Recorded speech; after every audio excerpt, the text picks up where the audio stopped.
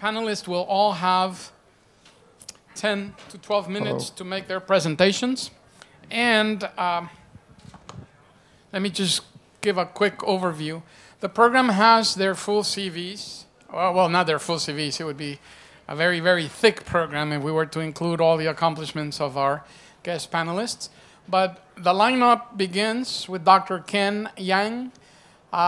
He is to my left, and he is currently the chairman and design director of Llewellyn Davis Yeang and the principal of its sister company, Hansa and Yeang in Malaysia. He studied architecture at the AA School, Architectural Association School in London, and received his doctorate from Wolfson College in Cambridge University. He has an extreme long record of accomplishments, not only in the actual design and building of buildings, but also he's a very accomplished writer. And one of the Bibles I have in my own office is Eco Architecture, the latest one that you had, and Eco Design came before that. To my right, starting over there, will be Bill Dunster. Prior to forming Zero Fossil Energy and Development Factory, he was an associate architect for Michael Hopkins and Partners working on the award-winning Nottingham University campus. He's also developed environmentally strategy and facade design for the Portcullis House. And he's also into research and collaboration with leading environmental consultants in Europe, including firms of the caliber of Arups, CSTB Nantes, Christian Bartenbach, and Confibus. Next to him is Yousef Al Horr. He is the founder and the chairman of the Gulf Organization for Research and Development, GORD, one of Qatar's leading national institutes. He has held a variety of strategic positions in both public and private sectors, and he has also a resume that includes teaching in mechanical engineering and being head also of materials engineering and also in research from a university perspective. The fourth speaker, if he's able to join us, will be Attilio Petruccioli.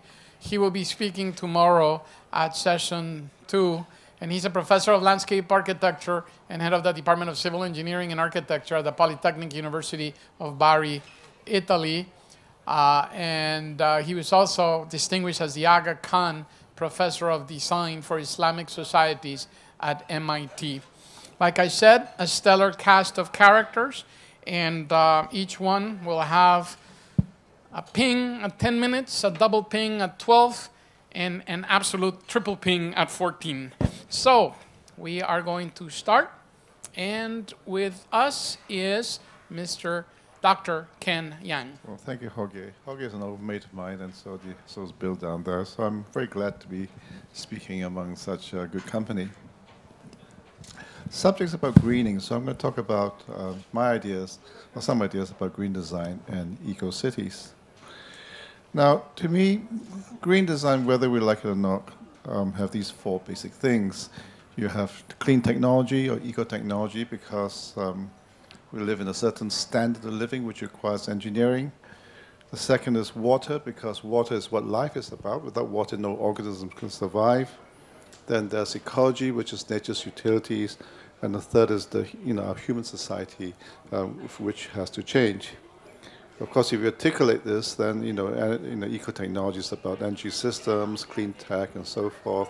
Water management is about closing the loop and sustainable drainage. Nature's utilities about ecology and maintaining ecological nexus. And our human systems, has to change. We have to change the things that we eat, things we do, the way we move about, and our economies and industries have to change. So I started to color code these. So I call them, the first one called the engineering eco-infrastructure. The second is the water infrastructure. The third is the green eco-infrastructure, and the fourth is our human eco-infrastructure. I color code them to be gray, blue, green, and red. So green design, this is a platform that I started to devise for looking at green design as an integration, as the combination of these 4 basic infrastructures into a whole. And we need to make them as carbon neutral as possible, carbon free as possible, as least environmental impact as possible. And so green design is, if you like, an integration of these 4 eco-infrastructures.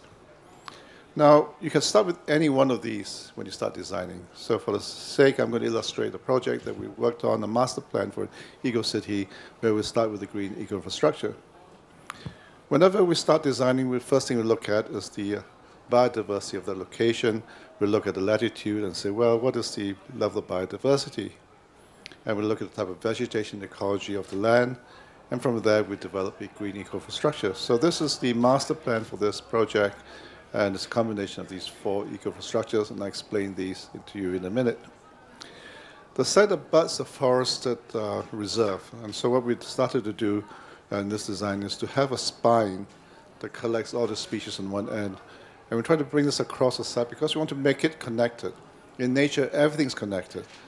So that, what we as human beings do is actually we fragment the land, we chop up the land. Whenever we go on a piece of land, we chop it up with roads, chop it with drains. We need to reconnect the land, and this is something that we try to do in all our master plans. So with the design eco-cities for this particular project, we start by collecting all the species on the left-hand side, and we brought it across the site. So in the same way, you can see the forest reserve on the right-hand side, and we brought it across the site. This is, if you like, the first eco-infrastructure, which is a green eco-infrastructure. Then the next is water. We start looking at water, and we try to close the loop as much as possible. We try and have sustainable drainage so that water that falls on land goes back to the land. Now, what has happened in all our buildings, everywhere in the world, is that when we start building something, the water falls on land, goes to the drains into the rivers, and the sea is gone forever. So we need to recharge the groundwater. And so this is, if you like, the ideal cycle. We look at recycling of water inside the building, recycle grey water, recycle black water if we can, and then the rainwater that falls on the ground, we try and bring it back to the ground through either filtration ponds, detention ponds, bioswales, or filtration pits. So this, if you like, the water system we developed. So that's the water infrastructure. This is the distribution of water, and the red squares that you see are the detention ponds that the water is collected, the surface water collected. We bring it back into the ground. But for black water, we try and treat it naturally through a series of what I call constructed wetlands. You have a series of ponds, so that as the black water, the sewage flows from one pond to another pond. By the time we reach the bottom pond, it becomes almost as clear water as possible, and we let that go filter and goes back to the ground. So according to the constructed wetland in dealing with black water. Now, gray is our is our engineering systems. We need to need this as clean technology as possible, and this is, if you like, the distribution of power. This is the trying to use renewable sources of energy, and that's the gray. Now, the biggest problem then begins when there's a clash between the green and the gray in the other infrastructure, because the green needs to be continuous. So how do we ensure this continuity? So one way of doing this is what we call the eco-bridge. So if you have 2 pieces of land which is separated by this highway, and the gray infrastructure intersects it. So we ask, what happens if we bridge across it and we vegetate it? By doing this, then you create an eco-bridge, and then the greenery is continuous. The species are able to migrate, to move from one part of the site to the other part of the site. By being linked, it then generates a much more larger pool of resources for species to stay, for species to survive. By having a larger pool of resources, it enhances the level of biodiversity. By having enhanced the level of biodiversity, then it generates a much more stable ecological system. And so this is an example of eco-bridge where you can see the patches of green that's linked together. And so in this way, the whole site then covers with a series of eco-bridges. And that in the composite, then this is what the eco-master plan is. And this, if you like, is a platform that we develop for designing green buildings, or green master plans, green eco-cities. Now, what happens if you apply to a building, you flip it vertically? So this is a project that is under construction now, which is in India, in Gurgaon. And the first thing we did is to bring this eco-infrastructure vertically all the way up. This is our green infrastructure. And then here it is under construction. You can see the ramps going up. And this is the ground floor of the building. And so the green starts on the ground and weaves up through a series of ramps, one in front of the building, one in the back, and goes all the way up to the top of the building. You can see the beginning of the ramp on the left-hand side. And that, in the typical floor plates are one on the right-hand side, and you can see the vegetation climbing up on one side, and then the other side you have another ramp as well, and they all meet on the top of the building to the top. So this is the idea of the green infrastructure applied to a tall building. This is a scheme that we just finished in Hong Kong. It's under construction now, And here you can see that we developed, again, a weaving of green infrastructure that starts from the vegetation in the back, in the park at the back, and it steps all the way up to the top of the building. And that's the Genome Research Building. So then we started the idea of a vertical city in the sky, the vertical park in the sky, the idea of a ramp with vegetation to one side. And with this project we designed in Singapore, what we did was to have a spiraling ramp on the facade of the building, goes all the way up to the top.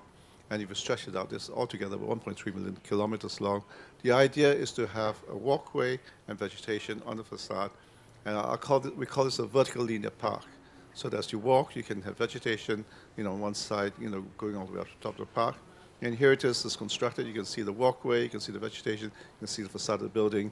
And here's another view of the vertical linear park. And this is a view of the building from a distance, showing that, you can see the linear park going up all around the sides. But what you notice on the right-hand side is that where it hits the corner, it opens up to a terrace, so that the people from the inside of the building could meet with people on the outside. And then there are several levels of roof gardens on top, at the top of the building. So I'm going to end in a minute. I know I've got a few minutes left. These are some of the patterns that I've started to develop for greening cities and greening buildings. So the first one is you can put all the vegetation in one location, that's in New York, or Central Park in New York. Or in the case of a vertical building, you can just plonk in one location just like that. Second is to have a patchy relationship. So the second diagram is like George in London, where you have a series of squares, Tavistock Square, Euston Square, Russell Square, Bedford Square. Or the second diagram where you have patchy relationships of building of green within the built form, which a lot of people do anyway. But the third is the ecologically ideal one, where if it's a master plan, you have ecological corridors, which are linked and continuous, and you have ecological fingers eating into the landscape, integrating the organic with the inorganic, and in section you should be integrated, you should be spiraling going up to the top building. But when it reaches the ground, it should join the landscape into the landscape hinterland, and ideally should also go right down to the basement as well. That's a lot to green design. Today I've just covered maybe a few of my ideas, and that today is just about essentially green eco-infrastructure, but other days I can talk to you about energy, water, and other systems. Thank you very much. Thank you. One of the things that Dr. Yeang brings to the table is not only a deep understanding of fundamental principles, but also research, but even more importantly, the application of those principles in actual projects. He has had a chance to interact with our students, and he mesmerizes them every time that he shares with him some of this knowledge. And I will make a pitch. If we are not educating the next generation of professionals, whether it's in planning or architecture or landscape or construction or anything, we are going to lose the battle, because they are the ones that are going to inherit not only the problems, but they provide the hope for the opportunity. So thank you very much, Ken, for this. I already made the introductions for you, but I will do them again when you come up to bat. Next in the lineup is Bill. And you may start. Oh, okay. Here you go. You can borrow mine.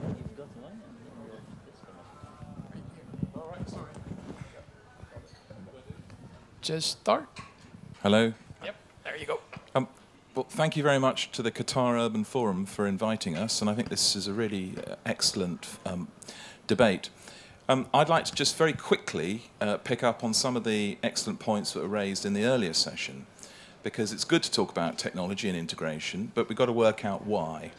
And I think the most exciting, or the challenge that my company has been working hard to do, is to show how the technology will evolve if we understand what problems we're trying to solve.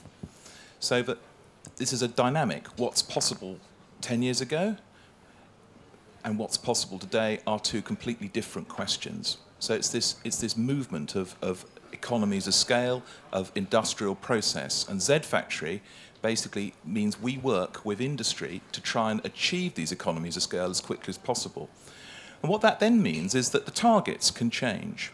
There's only one thing that really matters at this point in time, I would suggest, and that is that we find a way of all living within our fair share of the world's natural capital. So that means ecological footprinting assessment is the criteria for deciding whether a project is green and which technologies to incorporate.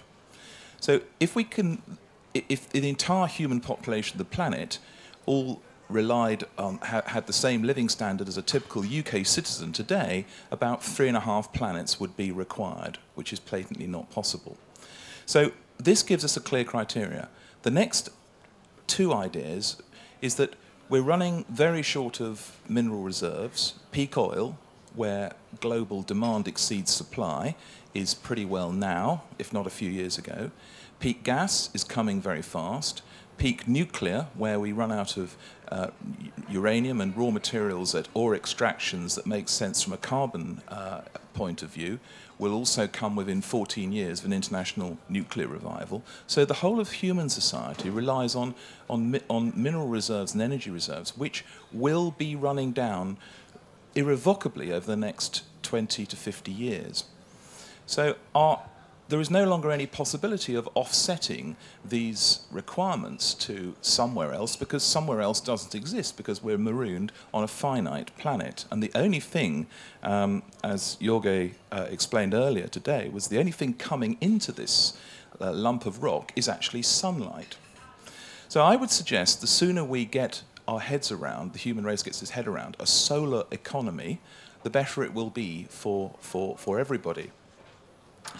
So we've concentrated really on making sure that all of these, first of all we said, what's the lowest cost way of making solar energy work? Photovoltaics is probably the renewable energy system which has no moving parts. It's made out of sand and is extremely reliable. If it went into volume production, as now happened because the Far East has started volume production, we're now reaching the point in the UK where we have a roof tile system which can generate enough electricity to meet all of a typical home's total annual demand for under £10,000 and for the same price as a reasonable quality slate or tile roof. So if you then translate that through into cladding, if you started to clad office buildings or any building in photovoltaic rain screen curtain walling, you would find it was lower cost than the terracotta rain screen systems that are currently on the market. If you then say that the external skin of the building, the roof and the wall, is able to generate its annual electric demand, that completely changes the way you design a city. If that is no additional cost, then it would be nearly insane for a developer not to start to take sunlight as one of the major criteria in urban design. If you take urban heat island as a serious, another serious issue, particularly in hotter climates, you then start to see that the combination of green open space, as advocated by Emilio, particularly integrated into roof gardens and roof terraces, then you've got two clear form generators which will completely transform architectural design. It's totally possible using the passive engineering techniques to reduce the demand for heat and cooling to the point where you hardly need any. It's only dehumidification in some of the more desert climates and some of the more tropical climates which actually presents more of an engineering challenge, and even that is now possible using solar-powered dehumidification systems, using different salt systems and solar-powered regeneration, which enables cooling and dehumidification for air conditioning systems. So all of these technologies are now at the point where they can be integrated into buildings without a cost premium, where if we agreed that they were desirable, there would be ever increasing year-on-year economies of scale, and we're starting to solve problems. If we then it's possible in the UK to design a house which generated all of its own electricity and generates enough surplus to run a small electric car for round about 5,000 miles a year, which is what the average suburban family would require. 70% of the UK is built at a density of 50 homes per hectare or less. So 70% of all the homes in the UK could, in fact, be moved across to a net zero carbon position if there was the political desire. Now, the problem in the UK has been that the property developers don't wish to do this because they just look at a technology like this, say, I want to develop buildings, I don't want to build power stations, I'm not an electrician, I don't want to increase the construction cost of my house. But if the cost was hardly any more, it gave a clear market position, and it gave what we call zero bills, where the occupants don't actually have to can save very approximately £1,000 to £1,500 a year off their energy bills. And with the current UK feed-in tariff, you can actually gain a slight profit from the electricity generated by your roof, which will actually pay for your other energy bills. That would include small amounts of heat. Then you can start to see how it becomes very important. You start to see that the actual building design has now started to change the energy supply infrastructure, and it started to change the master planning criteria, and it started to really solve some very, very serious problems. It's given you somewhere to live, it's given you some way of getting to work. And when we designed BedZ, which was the first serious attempt to produce a zero carbon, reasonable medium density project in the UK, with workspace and living combined, we actually found that our research showed that a typical family in that area, a third of the annual carbon footprint was heating and powering the home, a third was private car use, transport and commuting, and a third was food miles, with the average British meal having travelled over 2,000 miles from farm to dinner plate. So if you combine the building, the technology, the master planning, the transportation system, perhaps using personal electric vehicles, perhaps using electric bikes. Electric bikes can work well in all countries, even when it's too hot to cycle. Perhaps integrating zero fossil energy farming, where farms have started to run on renewable energy systems, and we've got to the point where we're using agricultural waste to power pyrolysis units with carbon sequestration from the biochar, so that you can start to see how all of these ingredients add up to create a zero carbon, zero waste society, which is deliverable and more economic and future-proofed against all the resource shortages that are going to face us in this coming century. Thanks. Thank you. So the whole elusive target of zero can be embodied in several things. I think all of us that pay bills appreciate the zero bills, but it's also about zero what we produce that goes out, whether it's emissions or whether it's waste or whether it's everything. The whole issue of integration. And in a way, you are a living example of the concept I was mentioning before of inerence. You just embed into the materials. And in this case, roofs and cladding, that can make a big difference. Next in the lineup, we have Yousef Al Horr. The floor is yours.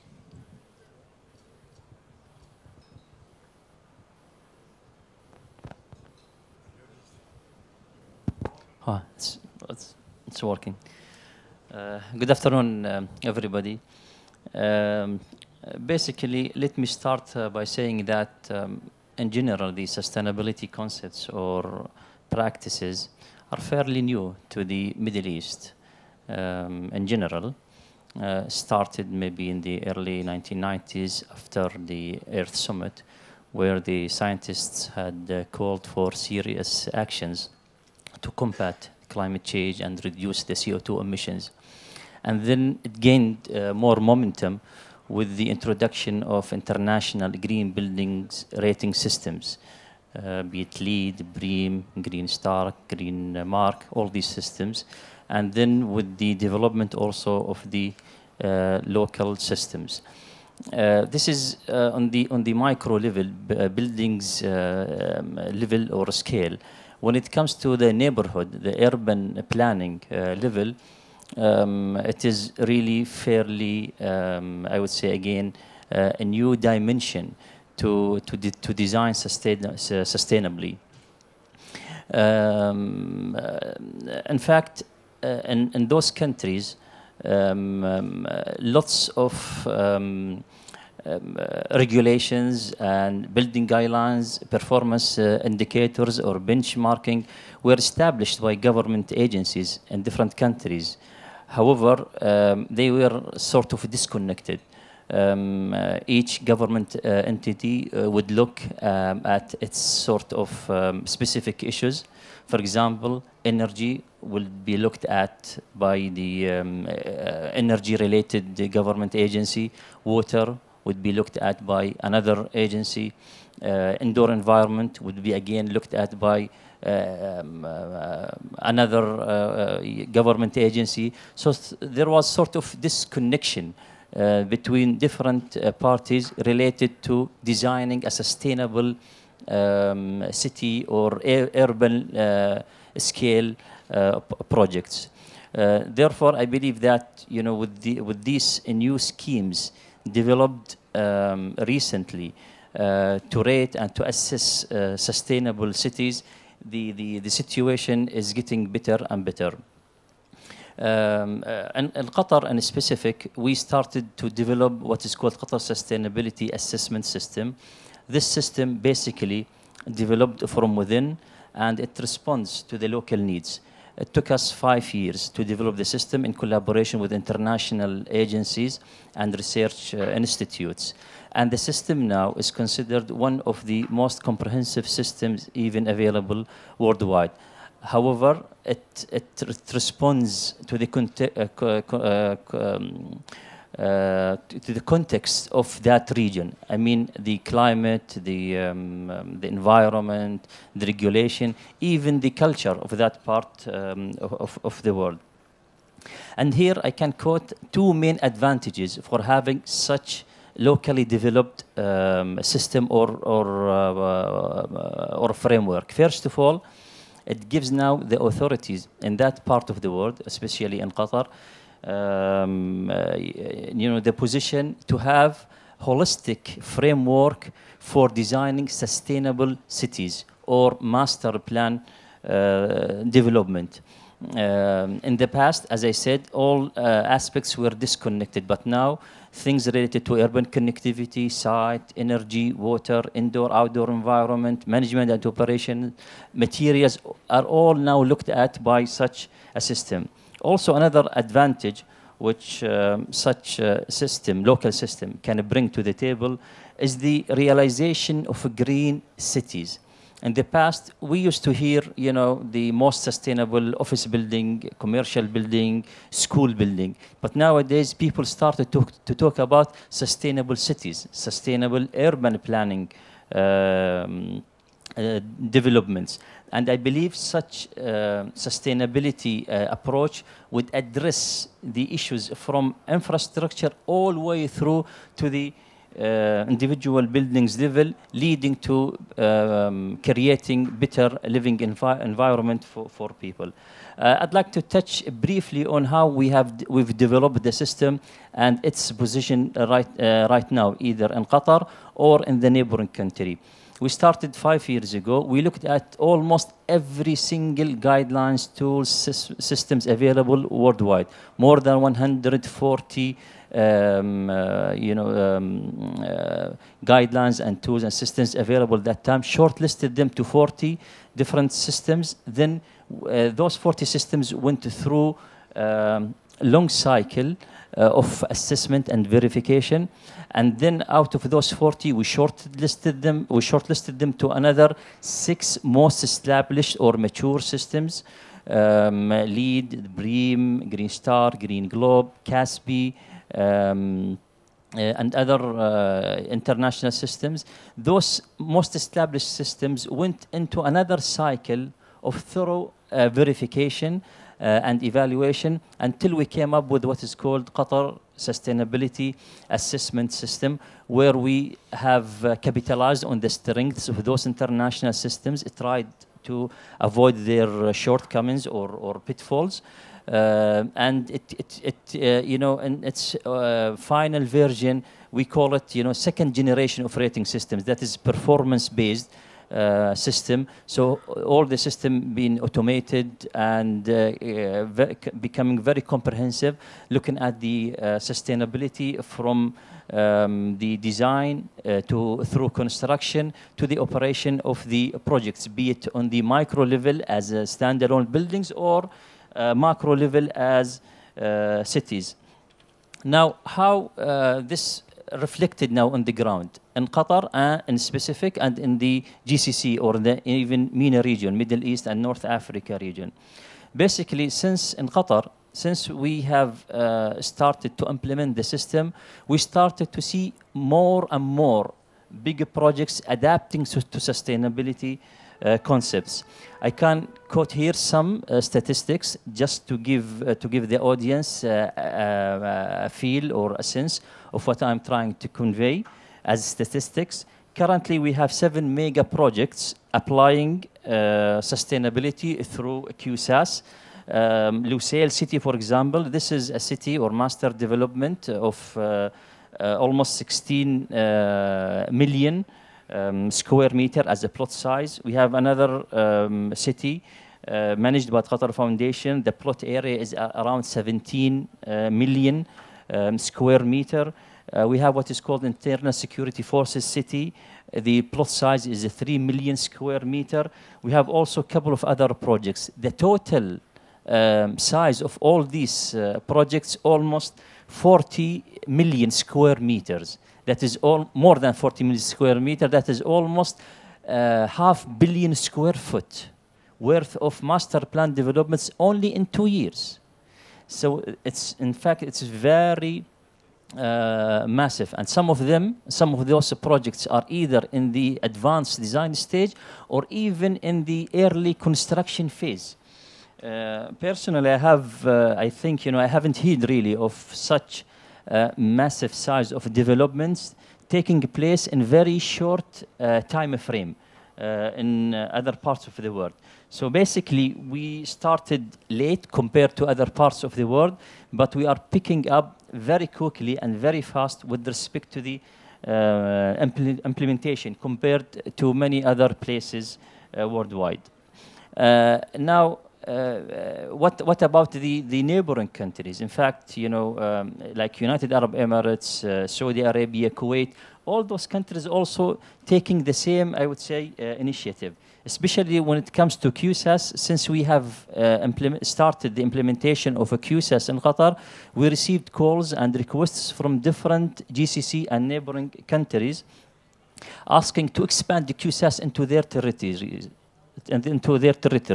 So now what we have seen in Qatar would also be seen in other geographic territories, and the figures that I have just quoted would be multiplied by several factors.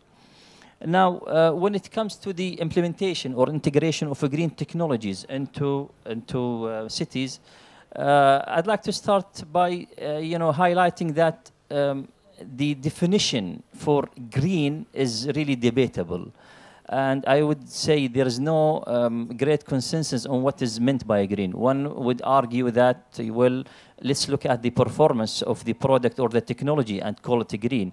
Others would look at the manufacturing and the angle of that, or maybe the carbon footprint, or lately lots of people started to talk about the LCA, the life cycle assessment methodology to assess what is green and what is not. Now, despite all these variations, I would say, on the approaches, to assess the green aspect of a technology or of a product, we started to see very positive movement in the local as well as the regional markets.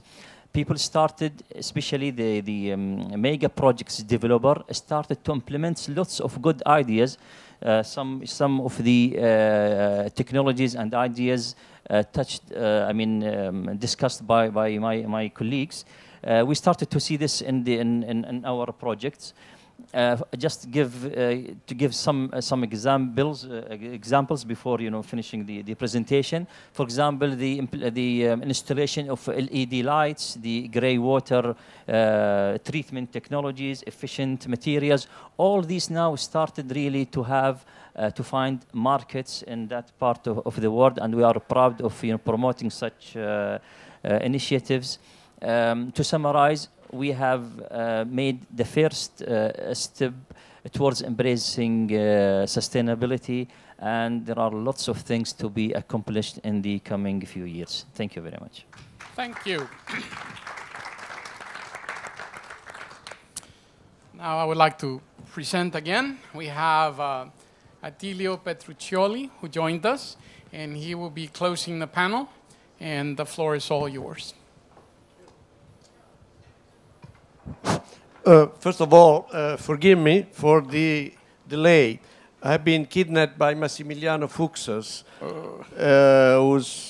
we were in the school together in Rome 50 years ago, and we didn't see each other since 20 years. But anyway, no excuses.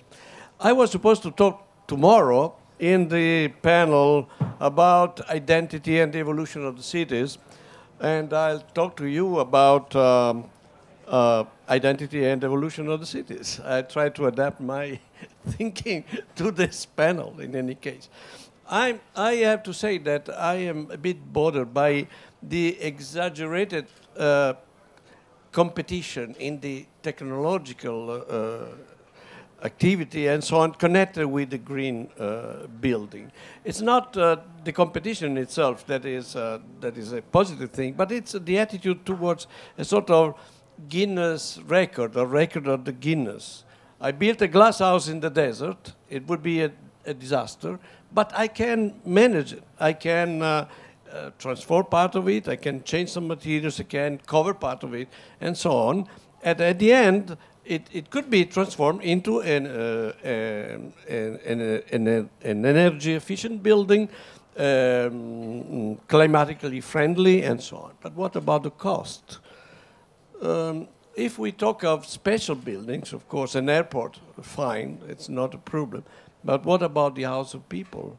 Those millions of people that have been evocated today, can they spend thousands of dollars just to make a building, a friendly building? I think that the right attitude is not that of problem solving, the plumbing that has been quoted in the morning, but cultural. In the last century, there was a basic change when the architects and the modern movement decided to separate the architecture from history. Whatever was old to be put into the museum, and the new had to be invented by the architects.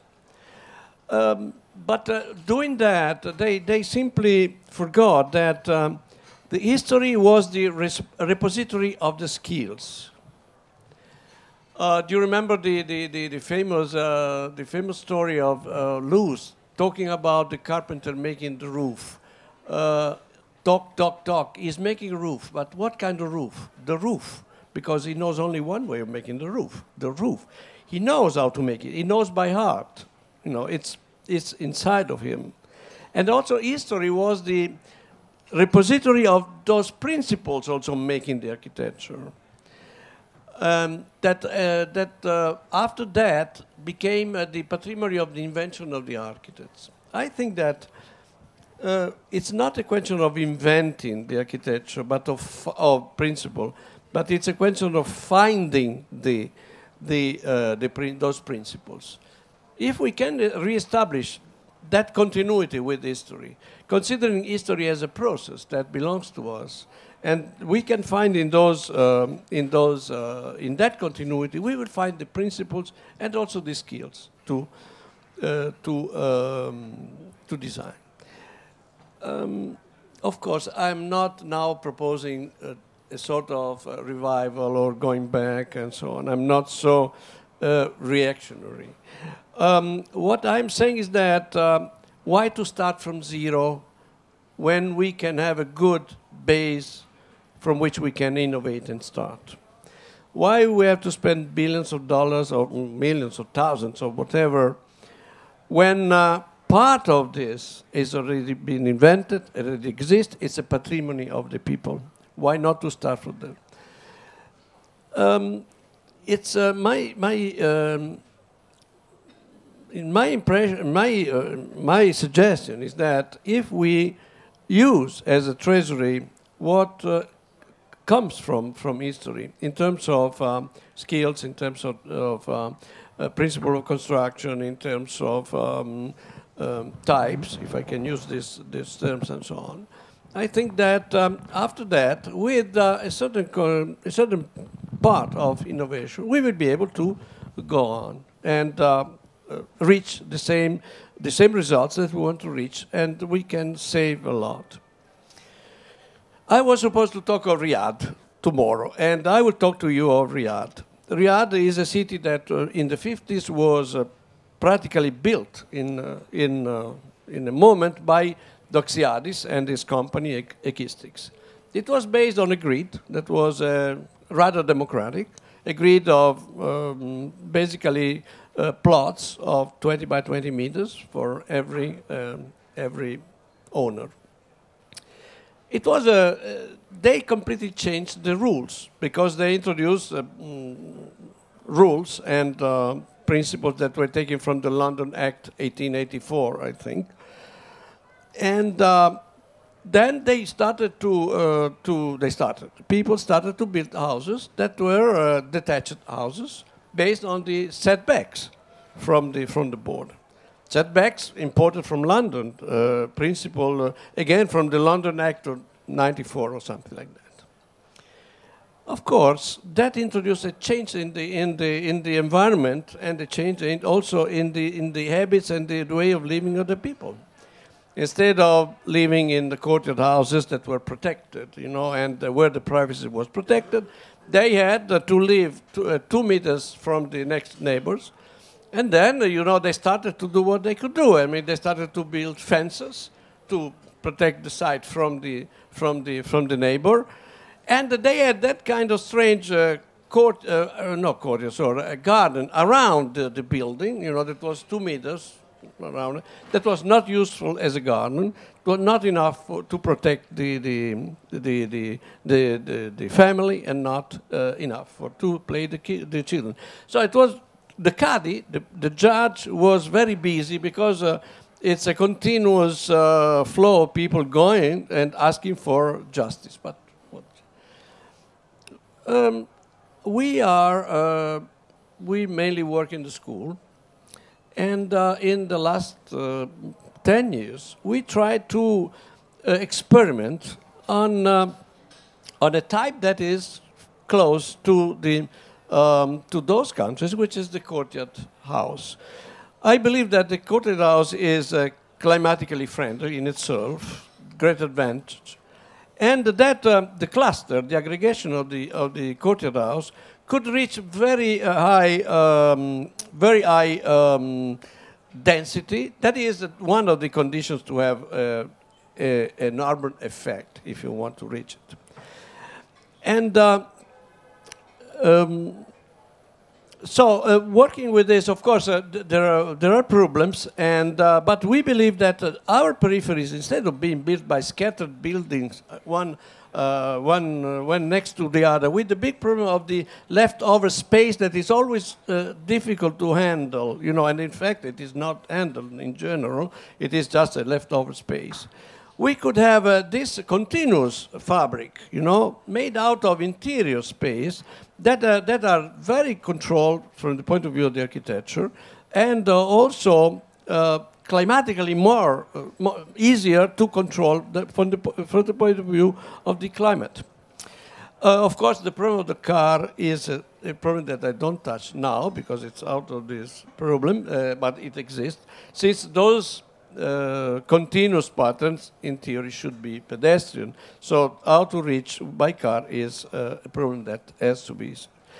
When we applied this in Riyadh, in a big problem, when we accepted the challenges of that city, and we accepted the rules of the city that existed. We took a quadrant, and we designed, instead of you know, plots, one next to the other, a continuous fabric of courtyard houses and so on, single groups and so on, reconnected by a huge green space in between. At that point, we were able to apply some green techniques to improve the quality of the of those houses.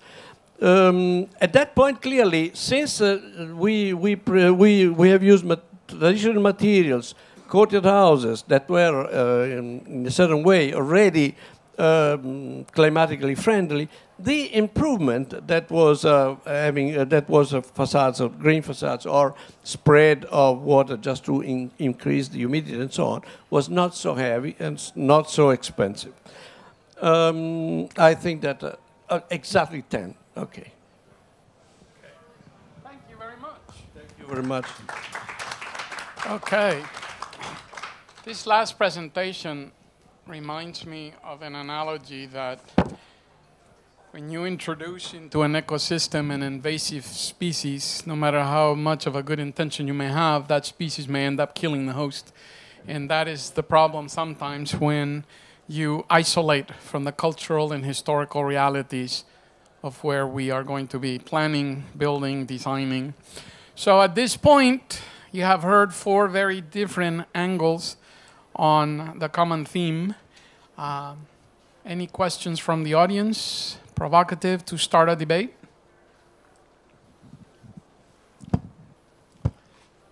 And if not, I have a few of my own. Go ahead. Yes. Thank you. The bringing of technology and greening into cities is one part of it. Bill, I think it was, that mentioned food miles.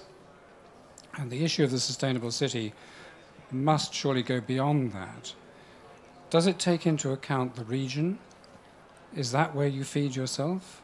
Or is it still going to be a global problem where food miles or where water comes from to feed, in the case of China, for example, the huge expansion of cities and urbanization? Will green technology be enough, or do we need to consider a much wider perspective?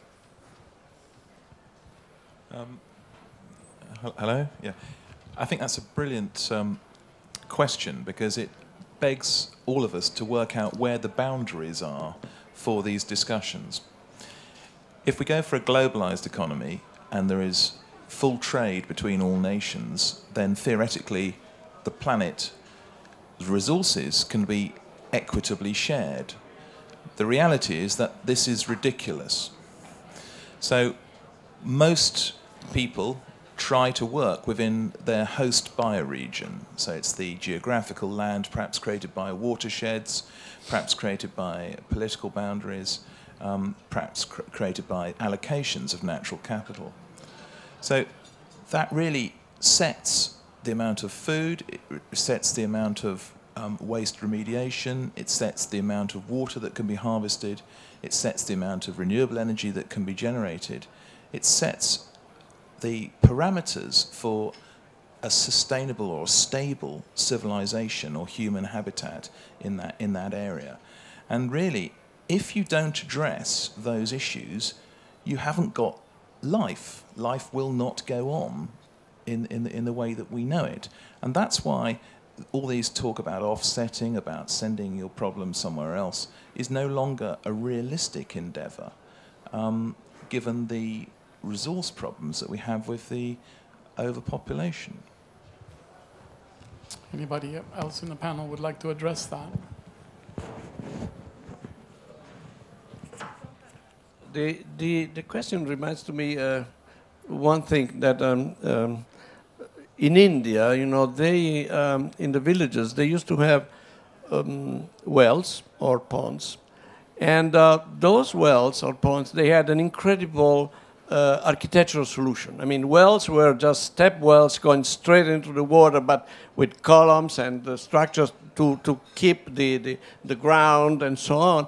And probably that exaggerated architectural quality was connected to the sense of the social meaning of that water there. And every village, therefore, was independent in terms of water and energy, but water particularly. And then with the British arrived, and they have filled the ponds because malaria was connected with the still water. And after that, they tried, but not for the village, but in general, they tried, honestly, to serve the water, to bring the water through a total different system. It was centralized, long aqueducts, and I mean, the European, the system that we know. And now, in India, there is a big debate. Do we build systems in such a way that every village is independent and self-sufficient and so on, in terms of energy, in terms of water, following the traditional system? Or we have to go on with the centralized type of things? I think both. I think both, in reality. Ken? Okay. I'm going to also add another one, and maybe your example of water in India is a good one. The problem when you start, or the challenge, when you start looking not only at the specific facility or development, but in a broader regional way, is, and you brought in the concept of boundaries, it's like what we have, the water wars in some of the states in the U.S. It's illegal to capture water in one state and harvest it, because what you're doing is you're taking away the ability of those served by those rivers downstream. So the issue, when you start looking at a regional one, adds to the complexity on how are we going to achieve this balance between development and the needs of all. So it's actually a very interesting question. Any other questions? And then over there. I have a question for Ken. I'd like to know if is it difficult for you to get clients to build the green facades, and are they able to maintain them for a long time? And because it's a good idea, but it would be interesting to see how different clients in different parts of the world are open to doing it, and how they and why they do, what their motive is for doing it. Because I find it interesting, but I can see it must be challenging sometimes to get people to do it. Well, hello. Is this? Oh, good. I think everything starts, as you know, as an architect, with the client's budget. So we meet a client and it says, we said, what's the building you want? What is the design brief? What is the net gross internal area? What's the gross floor area? What is the car parking requirements? The quality of building that you want? And then we establish a budget for them. Generally, to do green buildings which comply with local accreditation systems, we budget between 4 to 8% over industry standard for that building type. So let's say if it's a conventional building, it's say £150 per square foot for a conventional building, then we would budget say 4 to 8%. But if it's a higher quality building, let's say instead of, if you can build 150, which is industry standard, and you're building, let's say at £200 or £250, then the premium that you add is maybe about 2 to 4%. And so we start with budgeting. We tell the client, so this is your budget, and this is what you allocate for the building. Then we design the building to the budget. I think that's the way to get the respect back from the client, because one of the worst things you want to do is to the client says like, I got so much of the budget for the building, and you exceed the budget, then he totally loses respect and faith in the architect. And so that's the first thing we do. We design the building. We say, look, this is your budget for it, and this is what you want to do. And we also discuss what the level of greenness they want. So usually we start with, if you like, 3 basic points in a rectangle. First one is the area requirements, which is the design budget, design model. Second is the cost model for the design model. And then the third point is the green model, is how green you can get. So with these 3 points in place, like a rectangle, triangle, then as every stage of design, we cross-check whether we meet the budget space, we meet the cost, we meet the greenness, then we reach the apex, then you get a design. So basically that's if you like, my design method. Now, the most frequent question then is, how do you maintain the greenery? And so we usually say to the client, we assess it and we say, this is a 5-gardener project, or this is a 4-gardener project. or this is a 2-gardener project, and this amount of gardeners you need to employ to maintain the greenery, because everything else, the plant fill, and then the fertilizers if you need it, it's actually doesn't cost an awful lot. And so once you establish a number of gardeners, then you say, well, for that locality, the salaries of the gardeners is so much, and you total up the gardeners, and you have a multiplier, maybe 2.53 for overheads, and that's how much you budget every month to maintain the building. So that's what we do. When we work with the client, it says, you budget for the cost of the building, you budget for the maintenance, and then the client says, well, isn't there a lot of bother maintaining the building? So I said, like everything else, you're going to have a garden, then you have to prepare to tender it. You have to look after it, otherwise don't have the garden at all. But eventually, most times when we achieve the green target, most clients are very, pretty sort of happy with what you've done. And, for instance, all our projects in Singapore, the highest level is Green Mark Platinum, and we achieve Green Mark Platinum, and we tell them, you got Green Mark. Not only we achieve Green Mark, we exceed the Green Mark by how many sort of, points. And so that gives them a certain amount of status, a certain amount of satisfaction with what we've done. But otherwise, a lot of projects that we design just go on the wayside because the client doesn't want it. Well, that's that's the difficult part of being an architect.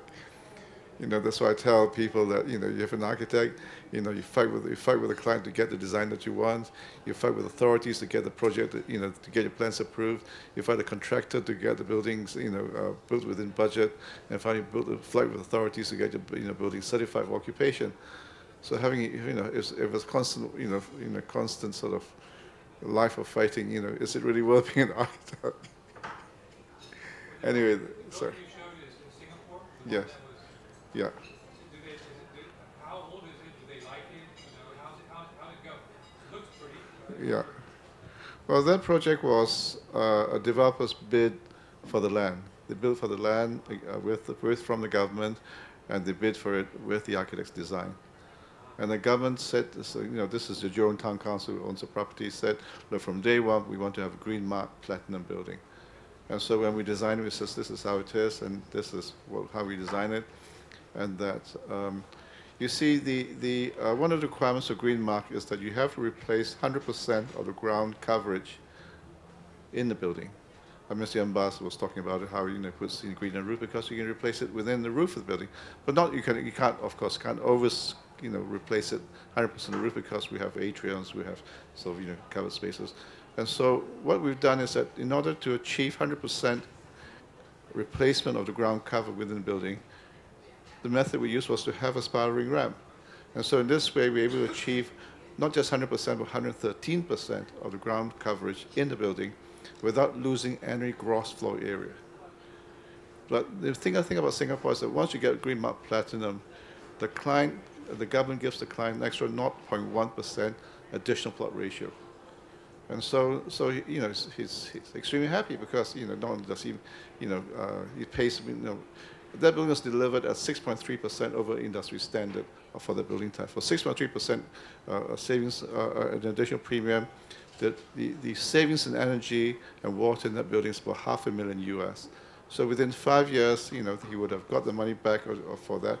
But in addition to this, he got 0.1%, so making a bit more money, out of this development. So at the end of the day, he's not complaining about it. And obviously, these sort of buildings, they get enormous number of visitors, students and architects come and look at it.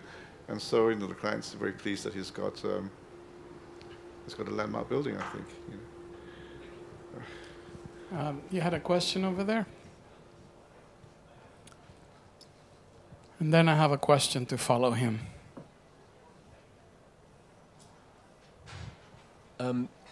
We've heard about the meaning of the word green, meaning plants within the city, and green meaning low carbon for the development of cities and buildings. Have any of you found often or ever that those two are in conflict? In other words, the introduction of plants is truly not green in design or development?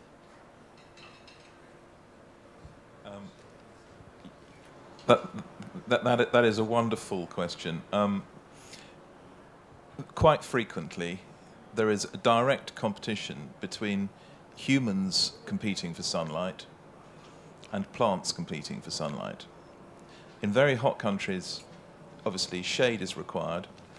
Urban heat island is a terribly serious phenomenon where the temperature in the city centre is so much higher than the outskirts. And large areas of hard surfaces do contribute to that. Indeed, large areas of photovoltaics can contribute to that. So it's a balance. And then there's the amenity, which Ken's just demonstrated, and some of our projects do, and Emilio's schemes demonstrate. So I think the answer is no one discipline rules. It's the reconciliation of all the ideas that's exciting and creates really good architecture. And you can't just say, well, I'm just going to design a park and I'm not going to design any renewable energy harvesting systems into my buildings, when you know that the available renewable energy resources within a bioregion could only meet the demands of 30% of the existing homes or existing buildings. So you have to get to grips with doing everything. You can't send your problems somewhere else because there's nowhere else to put them. And that's what I find so frustrating. All these leads, all these checklist programs have absolutely no relationship with, or very little relationship with carbon footprint, and very little relationship with ecological footprint, and certainly no relation with natural capital. So careful, everyone. Well, there are many definitions of what is green architecture. So today I just only showed one aspect of it, which is one of putting vegetation buildings. The basic reason why I do this is because I design buildings as what I call living systems. I design buildings as habitats, and what we do now is that we try and look at development, look at the building, and establish areas where we can create habitats, whether it is within the roof, within the walls, within the atriums, in constructed wetlands, in the ground, in the park.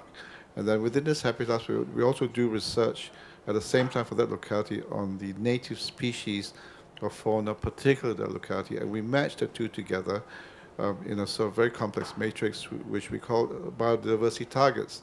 By doing this, we actually design the entire development as a living system. So that's essentially what we do. Is that, today I don't think we should do buildings anymore in the same way that we've done in the past, as synthetic, as inorganic physical stuff. Because if you look at this building that we're in, everything in this building is inorganic, synthetic, artificial, except you, me, and the bugs. We should really try and design the built environment as artificial ecosystems. That means a balance of organic, inorganic, biotic components and abiotic components acting together to form a whole. And that is what ecosystem is about. And so this is what I'm trying to do in my work, to try and design buildings or developments as living systems. Now, obviously, that there are a number of identified benefits for putting green in buildings. First of all, as Bill says, it lowers the heat island effect for locality. If you look at Singapore today, with heat island effect, it's about 3-4 degrees above the temperature, which is in the forested areas in the central of Singapore, in the center of Singapore Island. And so what they found is by putting trees and vegetation, roof gardens in a city, it actually reduces the ambient temperature, it reduces heat line effect. By reducing heat line effect, it reduces the amount of air conditioning required to cool the offices, and therefore there's energy savings. That's the first savings. But second, obviously I mentioned earlier on, is that putting vegetation in buildings enhances the biodiversity. And this is what we need to do, because otherwise we are simplifying the environment. And this is what we do as human beings. Every time we build, we lose species, we destroy the environment, we fragment it. And once you fragment, the ecological systems, gets increasingly simplified, and the biodiversity goes down. Third is by putting vegetation in buildings, it enhances the well-being of people. I mean, Robert Ulrich from Texas A&M University has done research, or what he called evidence-based research. He compared patients in hospitals which were looking at vegetation and patients would look at hard landscape. They found that patients that face vegetation heal faster. E.O. Wilson calls it biophilia. So vegetation actually enhances our well-being as human beings. But vegetation also serves providing a much more healthier local microclimate, because vegetation absorbs the carbon dioxide and carbon monoxide and gives off oxygen. So these are some of the things that, that putting vegetation in the buildings, will benefit the buildings. In Japan, they found, for instance, by having green roofs, species that were thought were lost in that locality came back. And so, these are the ecological reasons for actually putting vegetation buildings. But that's only part of the equation, because there are other aspects of it.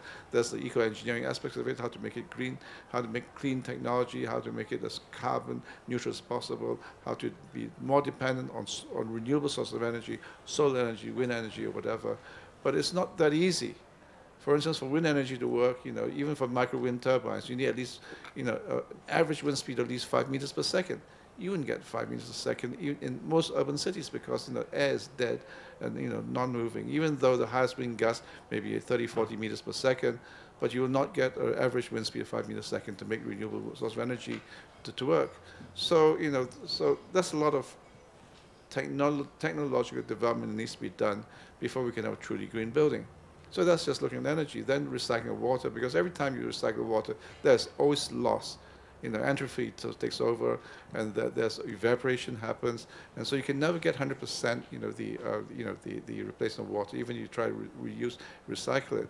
So that is another issue. So harvesting rainwater then becomes an opportunity. But once you harvest rainwater, then the opportunity for recharging the groundwater gets reduced, because before we human beings occupy the land, the rainwater that falls on land goes back into the ground.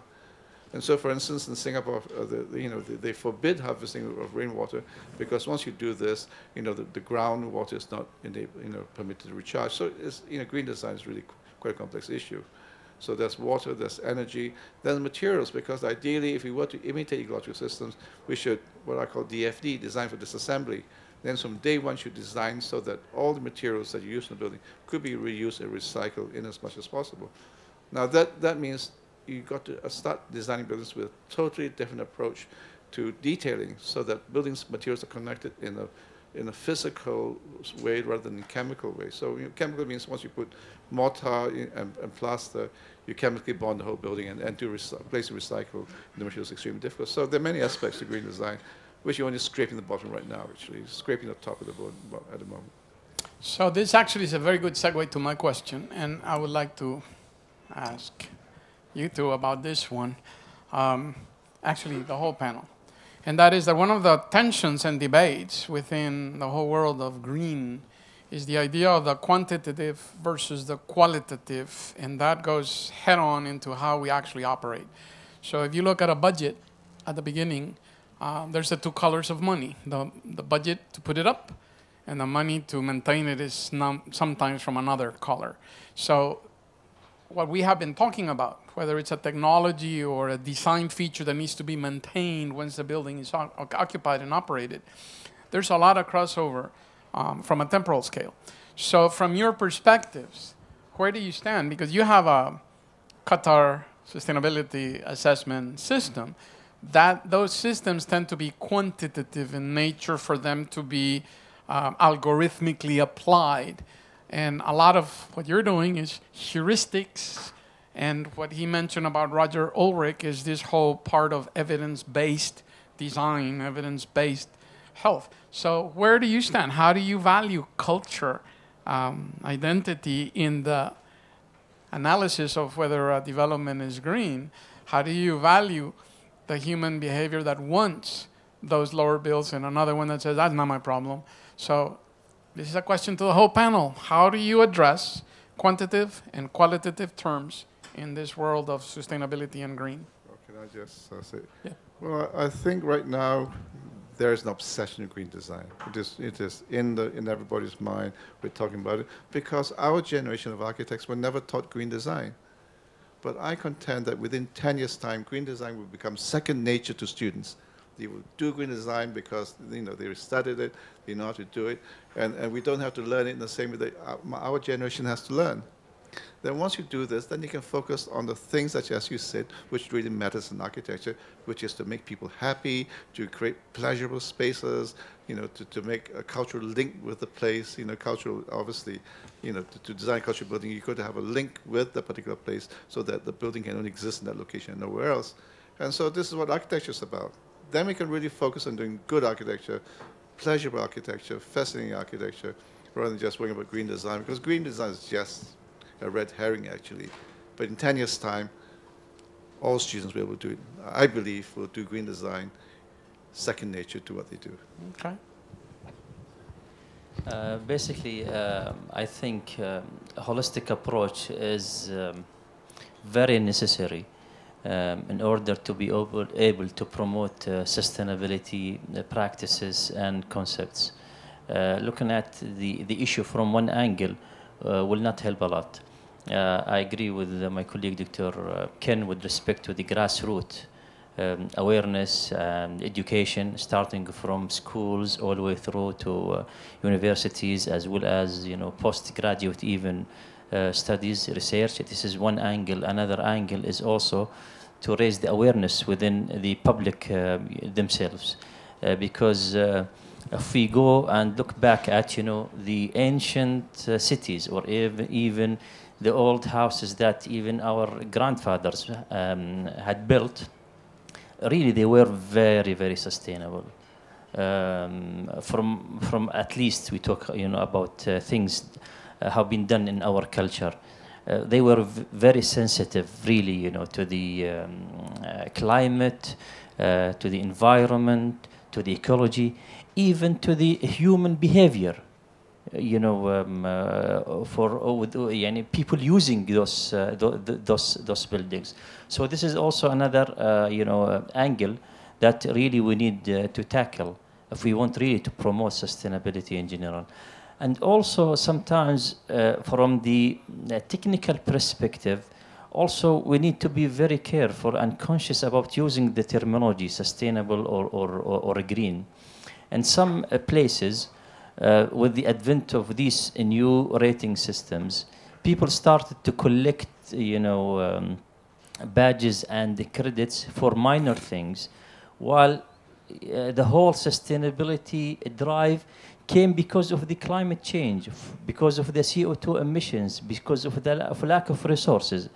And now developers and buildings start to collect these credits for minor things. For example, doing a few minor touches or cosmetics for buildings, and then they get this certificate. Could be, the lowest, rating available, but at the end of the day, people see the badge. Well, this is a green building. And in some cases, you can see like black smokes coming, out of that building. But again, so from technical perspective, I think also we need to move towards second and third generations of systems, which should really become very strict in distributing these awards, being green or sustainable. Therefore, in our system, we just made a little step in this regard. Our benchmark, for example, for energy, should pass 30% more than the ASHRAE requirements for specific buildings. Now, if the building, whatever has done with respect to other criteria, couldn't pass this threshold, it will not be given the certificate. So it will be, I would say, the certification will be denied if minimum energy performance is not proven or shown scientifically for that building. So this is another angle, I think, for promoting the idea. And not to forget also, we are all human beings. We pleased when we see the carrot. So also, we need really, to enforce such practices by giving incentives. We have in Lusail City, for example, this is the biggest mixed development a city a new city in the country. They are giving promotions like 5% or 10% increase in the FAR or the built-up area if the developer has achieved specific rating based on the QSAS. This also we see as Dr. Ken in Singapore or in UK, like sometimes in different countries they give tariff promotion in the tariff for the utilities. So basically what I'm trying to say here or to convey that we need to adapt to a holistic approach to promote sustainability and to create better living environment. And at the end of the day, the bucks are not the only factors. I do agree with Dr. Roger. Well, extra cost in the capex, maybe we can save in the operational expenses. But at the end of the day, if we look only at the dollar sign, then we are just jeopardizing the whole destiny of this planet. We have to look after the socio-economic aspects. We need to look at the environmental aspects. We need to look at the well-being of humans. All these aspects should be taken into consideration, not only the economic aspects. Thank you. Would you like? Well, when you asked the question, two things came to my mind, two examples. Number one, when I was teaching in Cambridge, I was surprised by the attitude of my American colleagues, the landscape architects. They used to arrive late after the building was built, just to beautify an ugly building. And they used to make fantastic things, you know, unbelievable small landscapes around the building with the incredible mixture of plants, so beautiful that don't even exist in nature. But is that the real, the real job? I mean, is that necessary? Is that sort of green attitude that should be applied to the building? No, definitely, in my opinion. The other example comes from the region where I'm teaching now, which is in the south of Italy. It's arid. Up to 1917, there was no aqueduct and no water. So they used to collect drop by drop. And the attitude towards architecture and landscape was that of people that have to save water. Therefore, the cities, there are a mineral made out of stone. And trees are very rare, you know, here and there, very rare. And even the gardens are stone gardens mainly, with few plants. Only the plants that you can feed with the little water drop by drop. Otherwise, you know, you can make a garden out of stone. So, what is the moral? I mean, it's a question of balance, evidently. It's not a question of performance, you know, of Guinness and so on. And when it is necessary, we put it, and when it's not necessary, we avoid it. Thank you. Well, we're running out of time. It's 3:30, so why don't we take the last question? It's really more an observation, a contribution to that last point, that you know, the issue slightly is going here is that in a room full of experts, the norm is left far behind, and certainly what this conversation about qualitative versus quantitative sort of flushes out is the fact that yes, rating and benchmarking systems are flawed, but let's not forget how LEED has dragged the US construction industry kicking and screaming from, you know, frankly, a Neanderthal state, as far as Americans present 10 years ago, to a state where there's at least a common dialogue about the issues and the numerics of more sustainable construction. Now, when you use sustainable as an absolute term, you run the risk of it being seen as an absolute condition. And I think often what you're comparing is more and less sustainable conditions. And I think sometimes we have to, in the pursuit of very high ideals, it's worth remembering that how much benchmarking through competition has changed people's ambitions and changed where they look at buildings. And I mean, one example we've been working with Yale and with Harvard. And when we first started with Harvard, they said they wanted just LEED certified. And then Yale said we're doing LEED silver. So Harvard said we're doing LEED gold. So now they all do platinum because that's the level. They all kind of compete with one another. And as you said, it's about competition. It's about rewarding ambition. They're not building perfect environmental buildings. They're not building zero carbon buildings, Bill. I quite accept that. But what they have got at least is a common language in an industry where there was no common language or common purpose before. And I'm going to close by saying that, building on what you just said, and based on my own experience, when sustainability, green, or whatever term you want to use, is an appendage, it will remain as an appendage. And what I think has been a common thread this morning and throughout what we have heard is the need for integration, which is an elusive goal, and that at every level. Integration from regional and urban planning through infrastructure systems of multiple levels to facilities, to landscapes. Everything is about integration.